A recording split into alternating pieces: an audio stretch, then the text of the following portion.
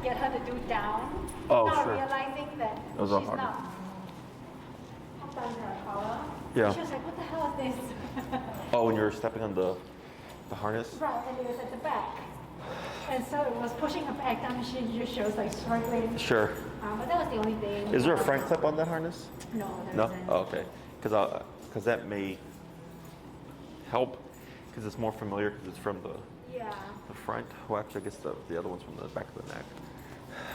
Okay. That's the only thing, like having to switch, when she's doing like versus down or sit and stuff like that. Yeah. Sure. Anything else? No, really.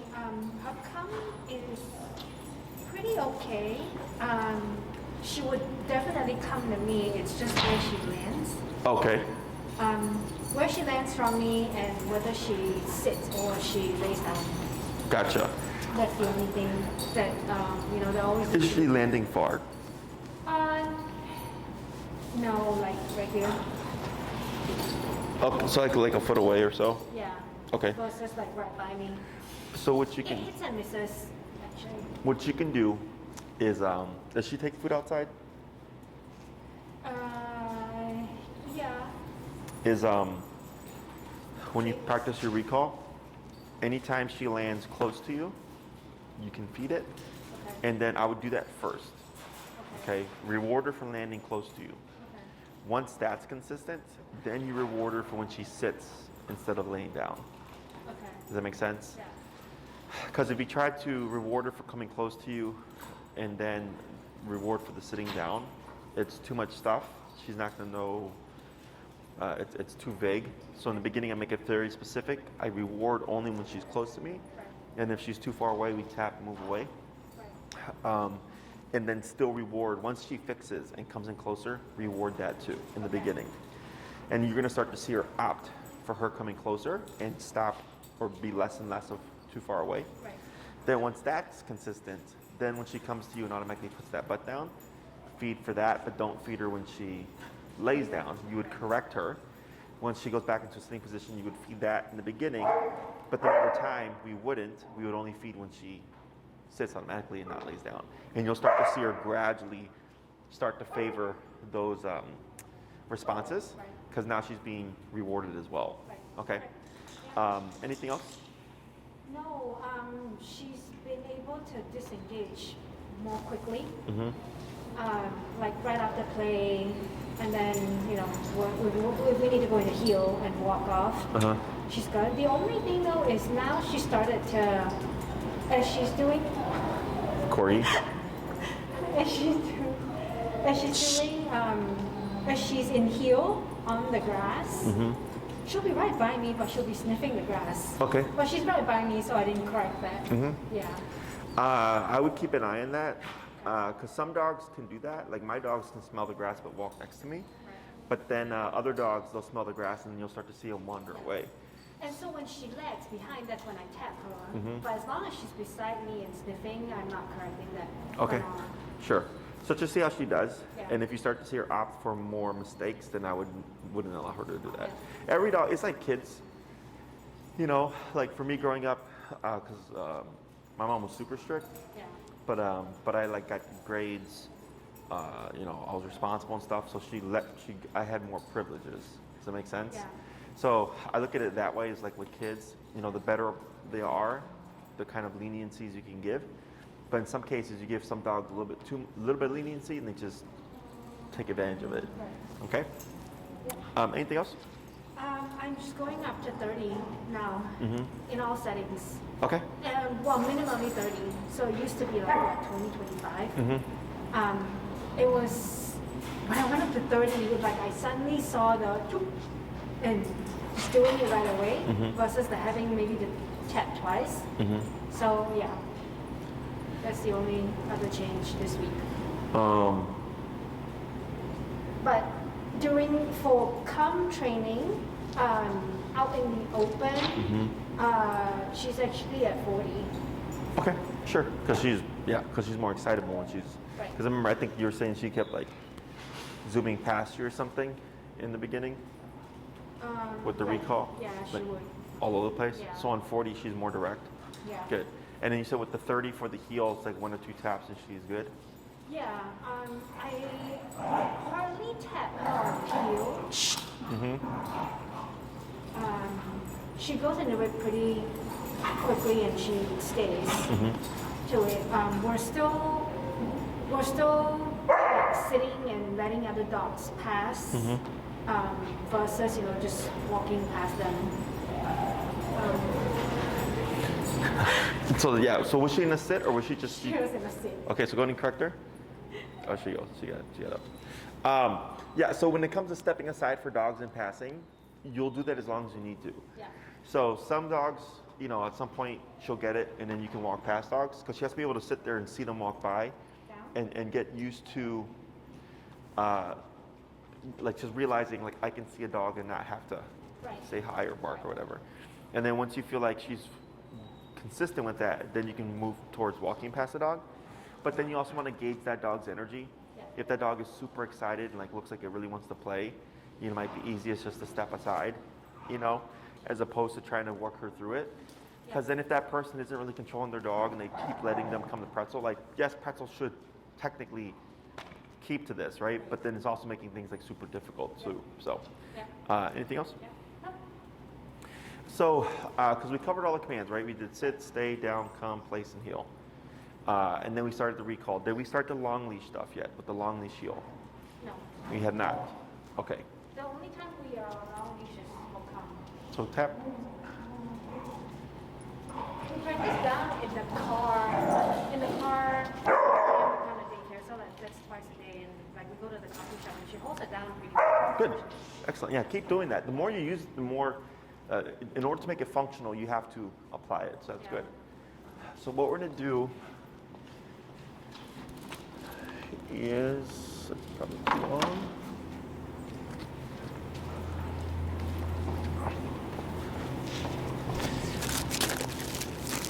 We'll start with 10 foot.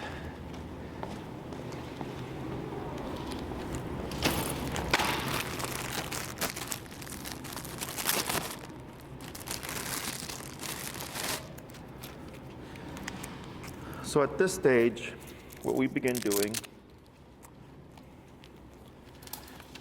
is practicing things on the long leash in order to build its off-leash reliability. Okay.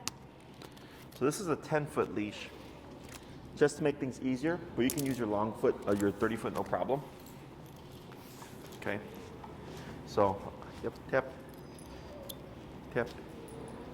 There we go.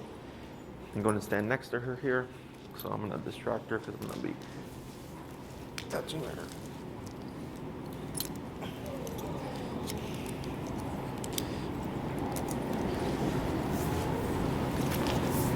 Okay. Yep. Do you need this? That we can place on the chair. Very good.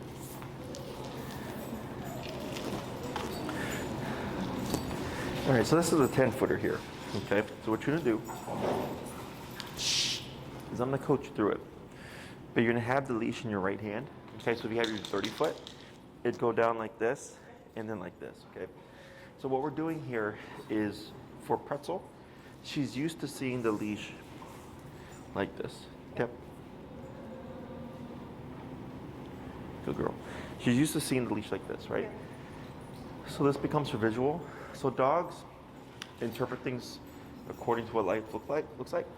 So dogs can be perfect with the leash like this. They go just at your side, whatever. Then the moment you go like this, tip. Now they don't see anything. That you'll start to see them get confused and they don't know what to do. Right. Okay. So we always start with the leash behind us. The reason why we want to go like this is because if we keep it like this,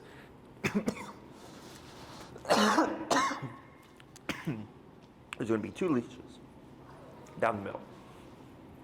So for Pretzel, it's complicated because she's got 2 lines and she could get tangled up in it. Right. So we do this to make it just a single one. And you're going to do the leash over your thumb like this in case Pretzel like runs off or something. It's okay. She's not going to yank this out your hand. Okay. And what we're going to start with is we're going to start with the heel first. Okay. You're going to say heel and you're going to start walking with Pretzel. Everything stays the same, except now Pretzel can get further away from you. So before, if Pretzel passed, you have to go 4 or 6 feet with the short leash, right? Here, she might go up to 10 feet, and if you're using your 30-foot leash, you can go 30 feet.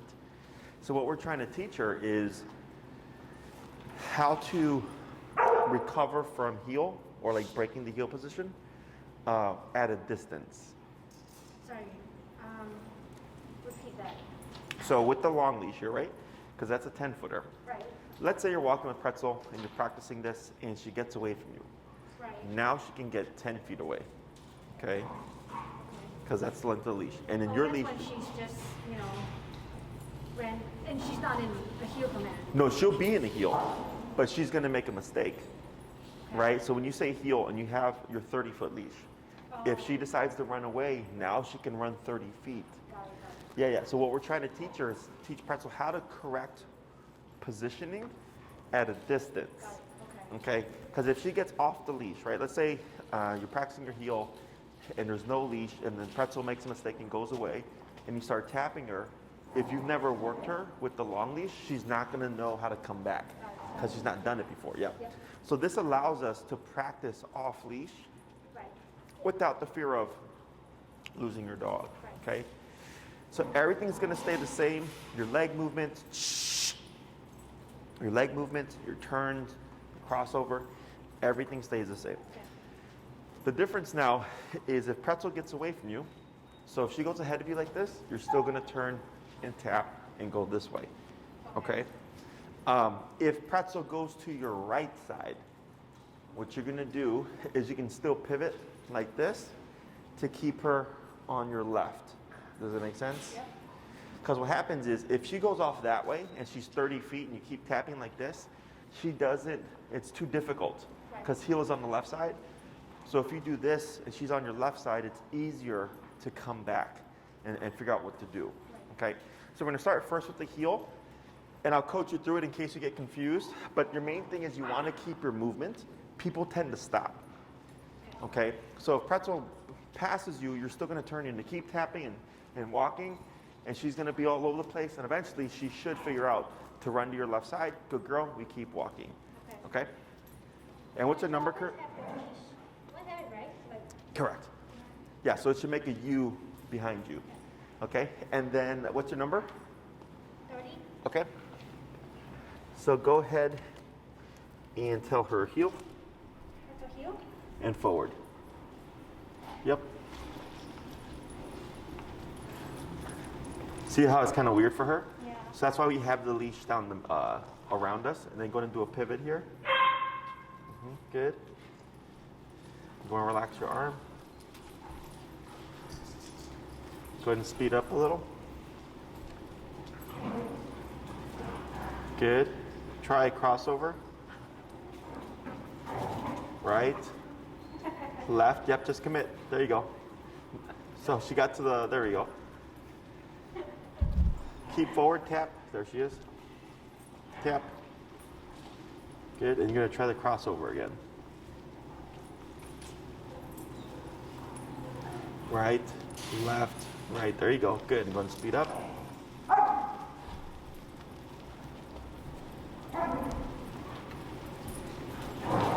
Good. And you're going to cross over again.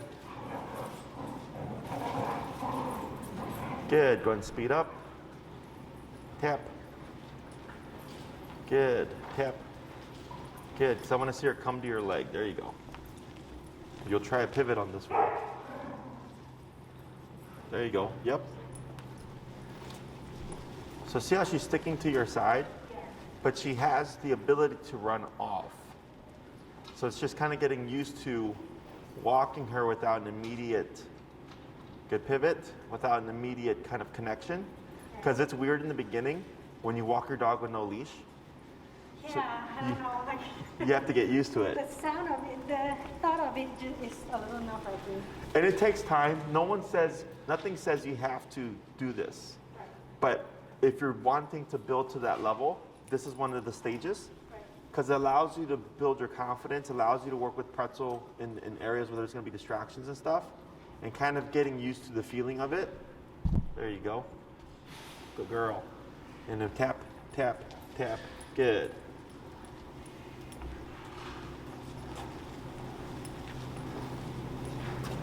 So she goes behind me and goes behind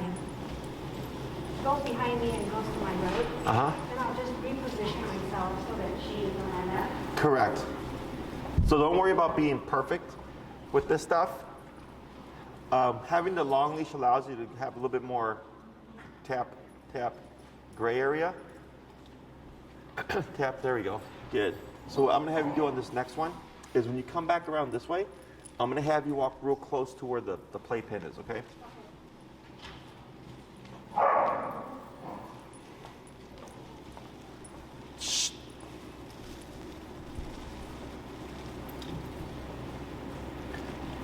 Good.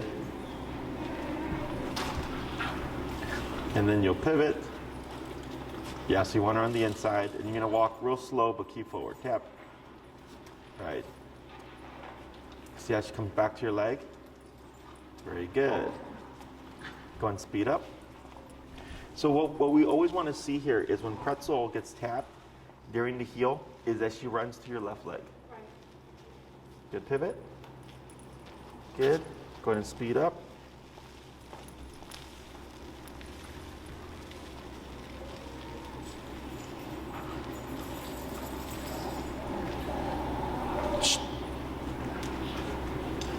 Good. Yep. Tap, tap, tap. Keep forward, tap. There she is. Good. Go ahead and cross over. Left, right. You got it. Good. And then speed up. Good.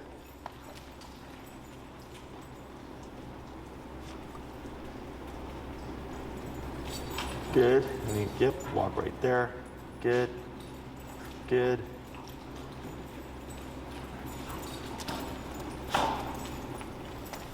Good. She'll walk into me in my leg though. And that's nice Yes.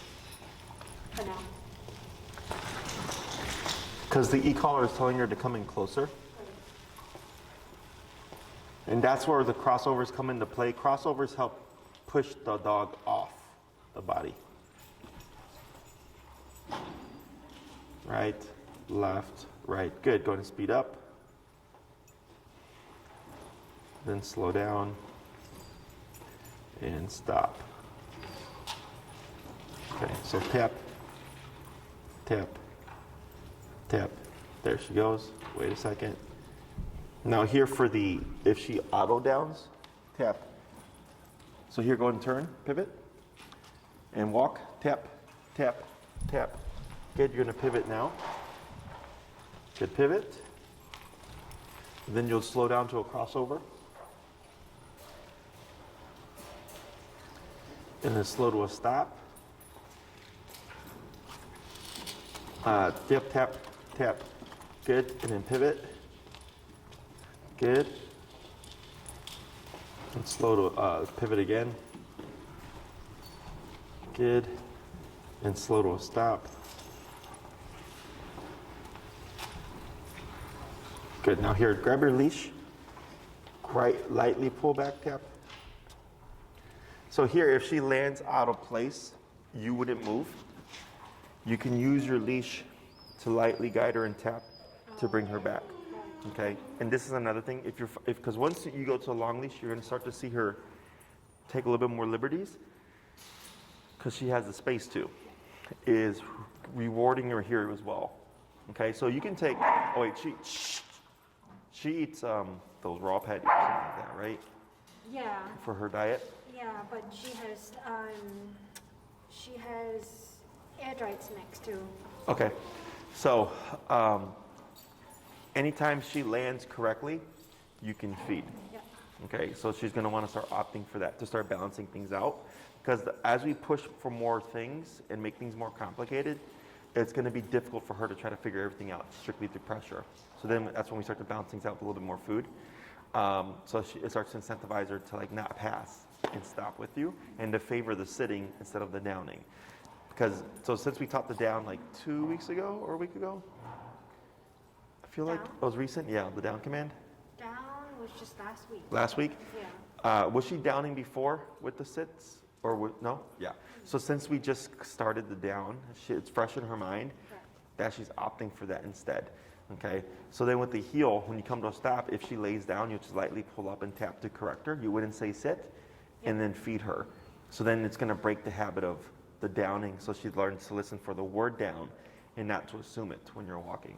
Okay? It's super common, so the more we teach, the more problems we create with the training, because the dog's going to think about doing the last thing it learned. Okay? So here in the beginning, you see how it's kind of weird? You're kind of apprehensive about your movements and stuff. Is one thing I recommend is like a bell, or even her tags on there? Yeah. She's got like a tag or two. Is you get used to the tags. Okay, so like my dogs, because I used to walk as many as three dogs off leash at Grand Park, is I could tell if all my dogs were here because of the tags. Right. They had a sound, and then I would hear it get quieter if like a dog stopped to pee on a pole or something. So I got really aware of that. So I used to have my headphones here for music on low, and then over here I was listening to my dogs. So you just build your awareness. Right. So if you can't hear her tags, you can do like the cat bells or whatever.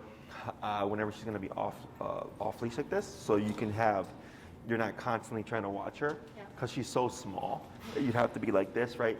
So you want to be able to walk and pay attention to what you're doing, but at the same time know that Pretzel is beside you. Okay? So that's where everything takes practice, because it's uncomfortable for everybody. It's just weird. And then in some cases, if the dog walks really tight, it's like a rhythm where you'll just kind of bump into each other, and you'll feel like her shoulders every time you walk and stuff. That's another thing that you can use to let you know where Pretzel is. And all of a sudden, like, oh, I don't feel her bumping against me anymore. Oh, she's stopped to sniff something. Tap. Boom. We keep walking. Okay? Questions about this? This is getting her used to coming to me as I tap. Is there a chance where she would dart the other way when I tap? Yes, which is why we do this, right? So kind of like with the recall, every time you call Pretzel right now, you always want to tap her, because one day you're gonna make a mistake, and it's gonna confuse Pretzel. It's gonna make her want to run away. We don't want her to run away, but we have her on a long leash, so we can keep tapping and pulling to guide Pretzel back. This is the same thing. So let's say for right now, Pretzel laid down and I tapped her to auto sit, but she got confused. Instead, she ran away. I start walking and tapping to bring her back to my hip again. Okay. So in order to create reliability, we have to work through mistakes. Because if we don't, like if someone, and I'm going to show you something right now to force mistakes. Yeah. But whenever I get clients whose dogs are learning very easily and there's no mistakes, there's no running away, there's no confusion, there's no panic, I don't like it. Because it doesn't show the owner how to fix it. Yeah. Okay. And also the dog, if it's never been addressed or it's never happened, if that happens when they're off leash, now we're stuck because we've never worked with it before, right? Yep. So with the long leash, it allows you to practice all your commands: sit, stay, down, come, place, heel, and not worry about what happens if Pretzel runs away. Okay. You always want to work her through the problem. So I had a client. We were at the lakefront. We're doing off leash with the long leash, and her dog took off after a squirrel, but it was in the heel. So then I told her, keep walking and tapping, but then the dog wrapped around a tree.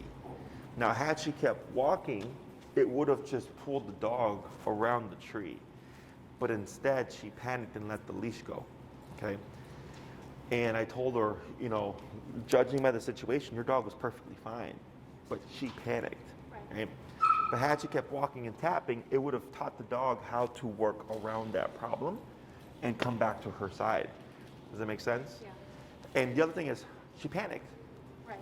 You're most likely going to panic too. So it just helps you kind of relax and go like, okay, she's wrapped around a tree, she's wrapped around 20 times and stop. But if it's just one loop, if you keep moving, you're going to physically make her come around. And I keep tapping the whole time to show Pretzel like how to fix the problem. Otherwise, if something happens and she's off leash and you've not worked through it, you're going to panic again. Yeah. But you're not, it's going to be the same problem, except now we're not going to have any connection, okay? It happens. Almost everybody's first instinct is when their dog does something, they want to run for them and catch them. Yeah. And then my instinct is always go to my remote, especially if I have leash on, because I don't have to worry about anything. Right. Like the dog's attached to me. Does that make sense? Yeah. Questions? Other questions? No. So what we're going to do here is we're going to add what I call turns to nowhere, or turns out of nowhere. So for Pretzel, because visually you're on your left, right? Is when you're crossing over, she can see that, and when you pivot, she can see that, right? Now, typically, when we're doing long leash heel, I want to force a distance. I want to make the mistake of Pretzel being away from me, okay? So what we're going to do is when you're walking with Pretzel, you're going to abruptly and randomly just turn like this, okay? Now, typically, when you do that, you would turn like this with your left leg, okay? Because you would slow down and start turning like this so Pretzel sees that. For this exercise, we don't do that. Because for Pretzel, if the leg is here and it turns like this, she can see it. But when it's the furthest leg, she's not going to see it. So what happens is you're going to turn like this and Pretzel's going to keep going. Okay? So when that happens, we're doing this intentionally to force the distance so I can start tapping her to bring her back to my leg, or she's going to make a mistake and think, I don't know what to do, and when you turn off like that, it's going to send her running away from you. But you would just keep walking and tapping to bring her back to your side. Does that make sense? Oh, when I pivot with this too. So how is it different that she would not see when I turn it this way? So the difference is when you pivot, it's left, right, right? That's a pivot. When you're doing a soft right, you go like this, okay? For this exercise, as you're walking, you just go like this, just super abruptly. So you're going to be walking at a normal brisk pace. You're not going to go slow. You want to be brisk to catch her off guard, like that randomly, and just keep going to create a distance, okay? So I'll have you try a few, and then see if you're doing them correctly, and then if not, I'll help you through it, okay? When you're ready, heel, tap, there you go. So go ahead and, there you go. So here she was already facing your direction, that's okay. So like doing that turn when she's looking the other way is a good way of like catching them off guard. So that's a pivot. Yeah. Keep forward, good. So this one you're just gonna randomly step off with your right leg. There you go.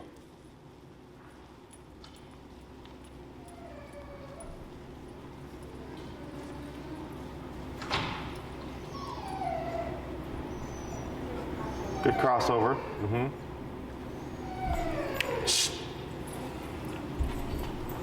Tap, tap, tap. That was a good one. And then crossover. Yep, that was correct. Because you see how she got really close? So then we do the crossover to help balance, tap, tap. There we go, balance them out. Good.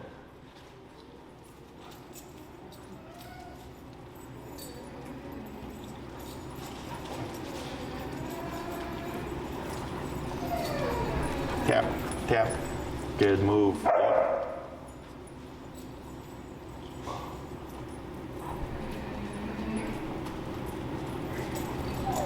Tap, tap, tap. Good.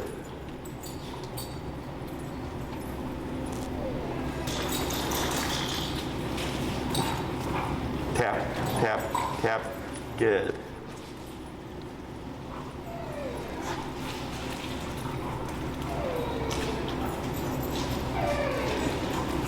Good. Yep, just cross over. Good. I just keep wagging my face. But now she's being more attentive to you. This is all good. Tap. Good.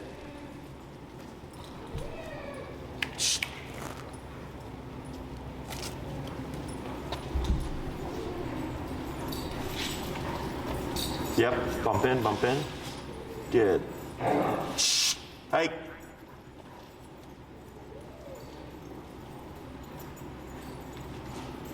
Good, good turn. No tap there because she turned with you.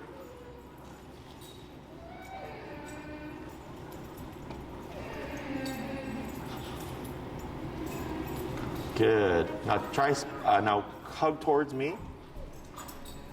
And then you're gonna speed up, tap, and then walk straight this way. There we go. Speed up. Tap, tap, tap, pull, pull, pull, tap, tap, tap. Good. Yep, turn. Good. Go ahead and speed up. And then you're gonna do a crossover once you get to the wall.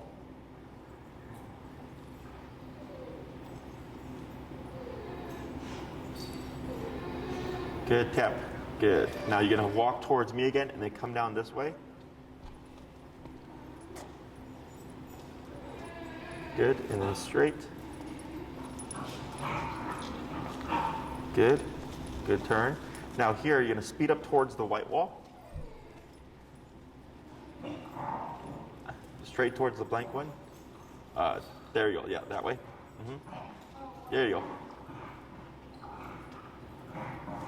Good. Slow turn. Good. So what I was trying to see here, if she would go in a slow walk, but keep forward. Slower. And stop. Good. Now here, lightly with your leash. Tap. And pull up. There we go, almost.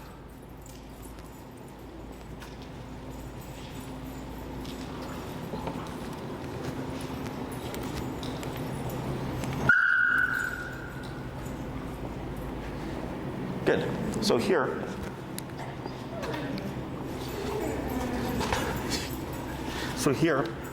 oh, that was good. So on some of them, I saw you watching, and then when she started to like veer off, you just turned, and it allowed you to get 2 to 3 taps in, and then every time she's running to here, right? Now here, because since you're pushing for more, you're gonna build more stress. She's gonna be more inclined to go into flight mode. So then right here, when I said come back this way, she goes, well, I know that's where the exit is. Yeah. Okay? So like whenever you're practicing and you see her like trying to run off at a certain point, I repeat it. She technically has to try it to learn that she can't do it, right? So you're teaching her, when we're walking in heel, you can try to run off, but you're not going to be able to get far. And this is going to happen until you come back to my leg. And that's what we call proofing. Okay, so we have escape and avoidance, or flight and avoidance mode. And if most people would want to stop, I get it because they feel bad and stuff, but I was like, but it always remains an option. Yeah. Okay, and of course we never want the dog to run off. Recall is like the most important thing. So all these things are you're giving her the opportunity to try it, but then she's learning, okay, I can't do it because I can only get so far, plus the collar goes off. And then she just thinks her only option is compliance. Okay? Questions so far about that? No, I kind of like that she ran. I was surprised that she took that path, but glad that she did. Yes. So other things you can do is, let's say you take her to the park where the dogs play, have her on a long leash, and walk on the outside of the park. Because then she's going to most likely, because she's impulsive, right? So you have flight and avoidance, but then you also have impulsive. Yep. Is that I walk with her on the inside of where the dogs are playing, okay? Yep. And then as she does well and you're walking around and stuff, you just slowly start to come in tighter. And she might have dogs run up to go, hey, Pretzel. You keep walking, okay? So if they sniff her, you might see her be kind of uncomfortable. That's okay. You just keep your movement, okay? In that moment, I understand she's not going to be perfect, but she should still be able to walk with you. Right. Does that make sense? Right. Yeah. And you can literally build this to the point where you can say heel and walk through the dogs as they're playing, and there's no leash, okay? But you have to practice all the steps. It sounds crazy. Is that even possible for her? Yeah. It's just how far are you willing to go? Yeah. Right? So like, let's say right now you're on 30 and she's doing really good on 30, but maybe you have to go to 80 before she will have that level of discipline, okay? Now my advice is always, you push for even the unrealistic stuff, because even if it's like, well, I wouldn't really do that, but it's making her as reliable as possible. Does that make sense? So some of my clients go to the dog parks and they'll practice all this stuff off leash at the dog park. And they're walking through dogs, they'll say, stop, and put the dog in a down, and the dog's running around playing, and they go, okay, break. And they can reward them with play. So if you're walking a Pretzel and you get to the point where she doesn't need a leash and she's here and you stop, and she sits next to you and all the dogs are playing, if they come to sniff her, she can sniff them back. She just can't get up. And then you say, break. So she's learning, okay, if I control my impulses, and do what mom says, it doesn't mean I won't be able to play. It just means that I'll play when mom gives me permission to play. Okay, so you're just making it very clear to her, so she goes, okay, like if I listen, I'm more likely to get that reward. As opposed to if I just am impulsive and make my own decisions, I'm gonna get corrected and it's not gonna stop until I go back to what I was doing anyways, okay? So using that stuff to your advantage. If you're in a setting, like let's say, like here, because since she's under stress, she wants to go into flight mode, she knows that's the exit. That's why she goes that way. Is if you're working in an environment, let's say you're like in a tennis court, and she knows the gate to get in and out, and you practice for a bit, you'd walk by the gate. You'd probably see her run to the gate door because she's thinking, I'm done with this game. And then I pivot and I start walking, I'm tapping, and correct her, and I repeat that again, okay? And then like let's say when you go to the gate, she's in an auto sit with the heel, I'm expecting when I open it, she's gonna wanna fly right through, right? So then I'm prepared to already correct her or have my leash, have step on my leash. So if she tries, she can actually get far and I can correct her to stay back. You're putting her through all these instances where she can attempt to perform the behavior, but not be allowed and be corrected. So she goes, okay, that's not an option. My best bet is always to just stay at the hip. Okay, does that make sense? Other questions? No, not for now, I think. So then what you can do with this is you start blending this with the recall. Okay, so like let's say you go to the park, you give Pretzel a 30-foot leash break, she's running around, she's having fun. And you let her wander and meander and sniff, and then you decide, okay, now I'm gonna call you, Pretzel come. She comes to you, and instead of saying break, you can go into a heel. And now you practice the long leash heel, and maybe you walk to another section of the park, you come to a stop, she auto sits, break, and then you give her more time to run around and be, free. Right. And then as she's doing that, Pretzel comes, she comes back to you, but instead of going into heel, maybe go Pretzel break. Let her go back to it again, right? So now you can start to change up what your pattern is. So it's not always come, go, right? It can be come and maybe I'll let you go, or maybe we'll go into a heel and walk somewhere else. Does that make sense? But you're keeping her on the long leash still. So we start to blend these things little by little. So the next classes that we're gonna be doing are gonna be adding more, transitioning all the 6 commands that she's learned to the long leash. So now you can start practicing them at a distance and getting used to her performing them and keeping them. So like you might put her in the down and walk away, but now you're 20, 30 feet away. Does that make sense? Oh, I tried that at the coffee shop. Oh yeah, how'd that work? Like put her down at the table, and then I'll go get my coffee. And actually, even out of her sight, she's right. Good. Yeah. And do you tether her to anything? Or is she the chair. Chair? Yeah. Yeah. Um, I'm not that brave. Yeah, you want to have a tether, because then if somebody comes into, and you can, so like let's say you did that, and you have a friend who can meet you, and they know that you're training Pretzel or whatever, right? Is you would tether her to the table or whatever, and then your friend comes and be like, hi, and they start talking to her while you're gone, so that if she does something, you can correct her, and she's learning, oh man, even if mom's not around, I still have to do this because there's still going to be a correction. Okay, so you can proof it as much as you want. Yep. It's just it's going to take time, of course, to get it as reliable as possible. Yeah. And there's only so many things that you can actually realistically recreate. Okay. Yep. Other questions?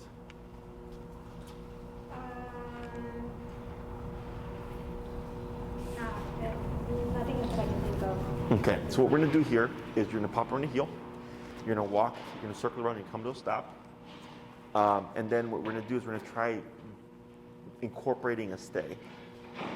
Okay, so start getting distance. Okay, so go ahead and put her in, and I'll coach you through it. Go ahead and put her in a heel, and you're going to circle around and come to a stop, like in the middle of the square. Heel?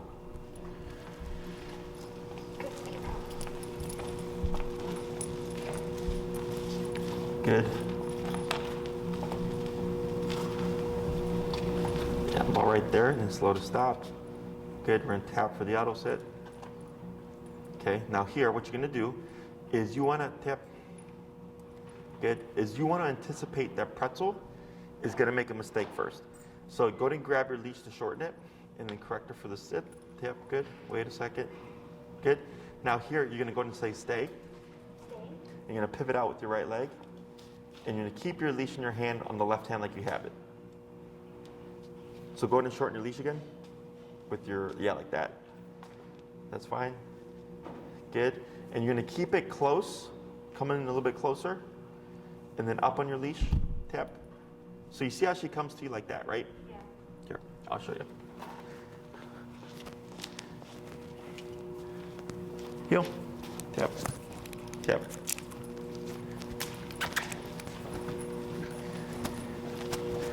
Tap. Tap.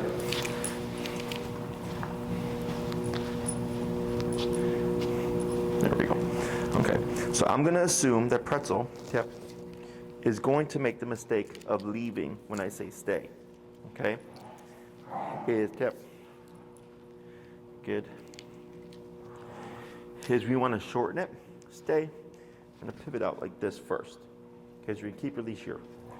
Now move around, and then we're going to slowly transition to giving more slack like this. Okay, so that this way in the beginning, and you would come in, tap, because I want to keep Pretzel away from me, tap, tap. See how she wants to come towards me? And I want her, tap, tap, to learn to sit back down away from me. Because if you tap her, she might think recall, or she's thinking heel. So here, we shorten it to keep her away from us, so she doesn't come back to you. Because if you tap her and she comes back to you, she thinks that's what she's supposed to do. And then by doing this, you'll start to see her sit at a distance. So if I'm over here, and Pretzel tries to run to me, if I tap her, she should sit back down right there. And that's what you're trying to get her used to. Okay?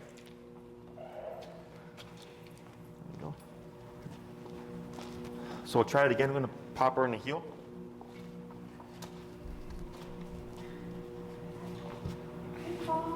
Leash behind me, in front of me. I know, it's a lot of stuff. Heel.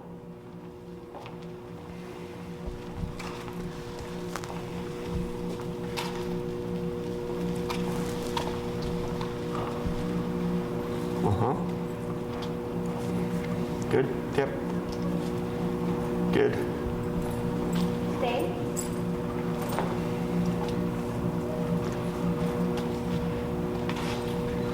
Good. And then here, at that distance, go ahead and start to walk around. Yep. So you're just easing her into you moving away from her at a greater distance.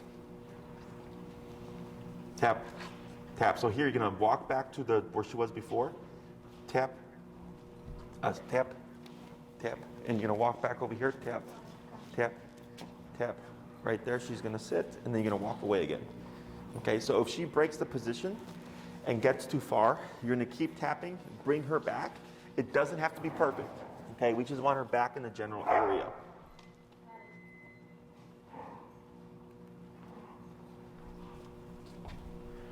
Tap, tap, and then lead her back. Tap, tap, tap, right there. Then step away. Good.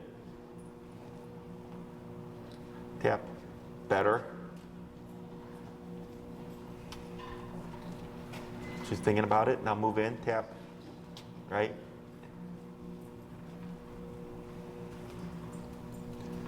Tap. Good. See how she put her butt down? Yeah. Okay. So you can see how she wants to, right there where she moved with her paw. She still wants to move forward. So here, come to her side. So once you can complete one full loop or circle, you can return to her side there.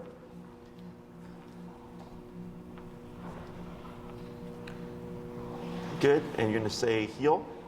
Heel. Good. And we're going to repeat that a couple more times. Tap. Yep. So now she might get a little confused because you're doing stay and heel, right? So right there when you said heel, she kind of waited a second. Right.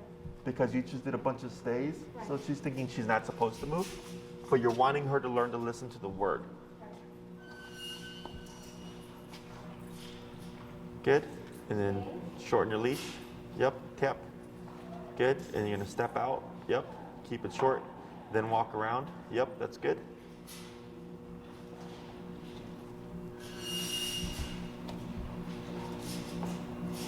Tap. And then lead her back to general spot. Tap. Right there. Then step away. Good. Tap. Tap. Tap. Right there. Good. Yep. And see how she kind of walked away from you there?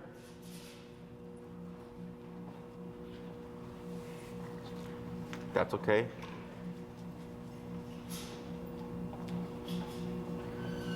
Good. Go ahead and come back to her side. Good girl. A little bit of praise. Good. And heel. Heel. Yep. Keep forward. Good. Comes to your left leg. Very good.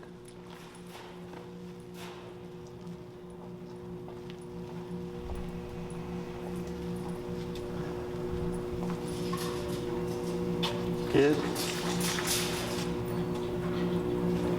Good. Yep.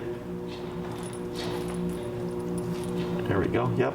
Stay. Stay. Good.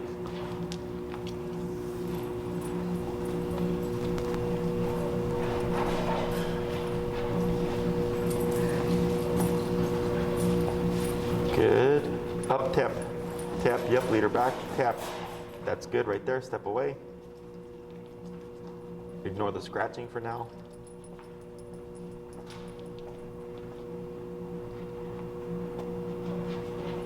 Now here, step in, pull up, tap.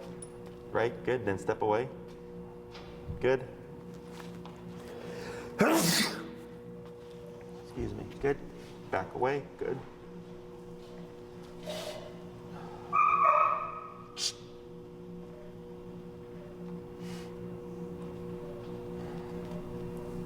Good, back to her side right there. Uh-oh, now correct, tap. Good, then you're gonna step away again. Tap, there you go, step away. So if she gets up at the end, you wanna reset. Okay, so she should hold the position as you're walking around and as you come back.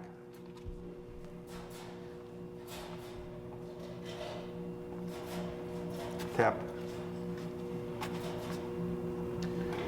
Tap. Good. Tap.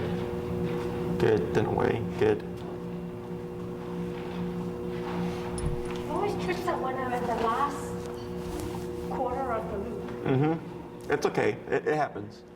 We just keep repeating until they eventually, yep, tap. Yep, tap. And then step away. Good.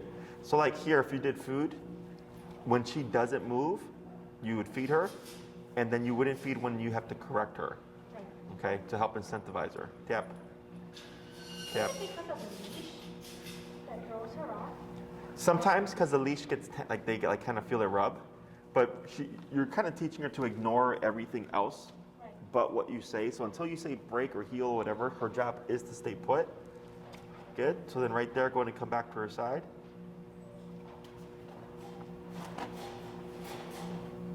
Because she thought about it. There you go. There you go, good girl. So if you see like, what you'll start to learn like her breaking points. So some dogs in the beginning, like the last quarter, they'll get up and you correct them. So then finally when I get to one full one, I'll right away come back to their side before they get the chance to break the position again, and then repeat. So like on that one, right when you finished the first one, she kind of did this. And then you did another loop. So instead of doing that other loop, I would have went straight back to her before she made the mistake to get a successful one in. So she starts to think like, oh, okay, like I'm just supposed to stay put, but you might walk 30 feet away. Okay, now super important here is that you don't call Pretzel from a stay. Okay? Right. Because then she's, well, so I don't release, so let's say Pretzel's away from you. Sit, down, place, or stay, whatever. is I don't release from a distance, and I don't call them from a distance, right? Because you don't want her to think you're going to call her or release her. She's going to start prematurely breaking in anticipation. So it's much easier if you always come back to her and say break, and then do whatever. But we wouldn't do a recall from a stationary position because then it's going to confuse her. So like right now, you can see how she's kind of confused as it is. It's going to get even more difficult if you try to release her from a distance or call her, okay? So I avoid it. Because if you put your dog in a stationary position, for the most part, like you're not going to be needing to call them. It's usually you're going to stay put here for a reason, right? Until I come back from getting my coffee, right? I wouldn't get my coffee and then call Pretzel. So it's more realistic to have them be stationary as opposed to calling them. Because when you're going to do your recall, realistically, Pretzel's going to be doing something, chasing a dog, playing, barking, whatever. So that's why I always say practice with them dogs being distracted. This kind of stuff, I avoid that so then you don't end up creating more problems or more like homework for yourself. Okay?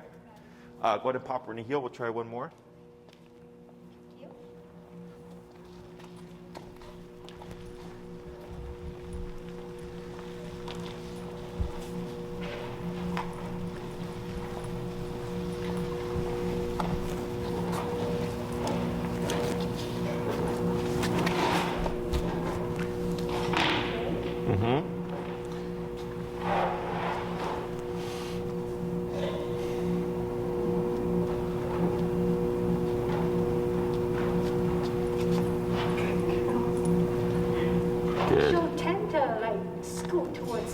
Yeah, what I would do is when you step in right next to her so she doesn't scoot, okay? But it was just a tiny distance, and technically she kept her butt down, so that's okay, okay?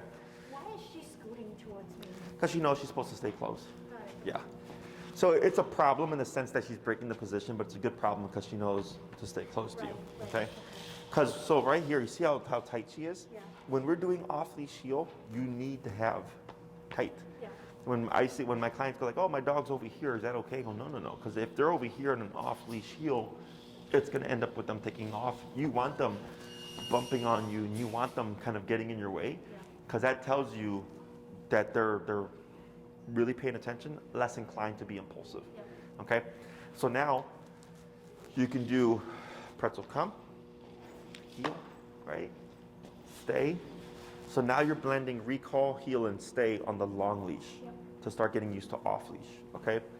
And then sometimes you can do recall, right? Pretzel come, and instead of doing heel, stay, and then walk away, and then come back, and then you can go into a heel, or then you can go into a break. So you want to randomize the patterns so she doesn't always think come, heel, stay, break, right? So I might do come, heel, stay. I might do come, stay, heel. I might do come to heel, break, or come, stay, break, or come, break, right? You're changing up how it's going to work so that she doesn't think it's a specific pattern. And then same thing with the recall, like not drilling it too much. So so you're just balancing all these things out, and you're just taking your time and you practice with her. And you can even like put her in a stay and like walk away a little bit, and the dogs are right there playing 40 feet away or whatever to kind of test her impulse. And then you can come in, get ready to take your leash off, pretzel break, boop, she goes off to play with the dogs. Okay? Questions? No. I think it's about practicing. Yeah. I'm doing it on the short leash, so yeah. It's gonna be, I mean, a 10-foot leash makes sense if you're outside. 30-foot.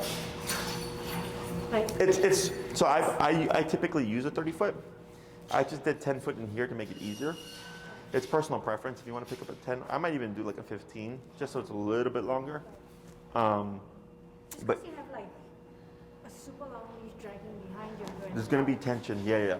So what happens is sometimes the tension will confuse the dog because they get stuck on sticks and stuff, and it'll cause them to make mistakes.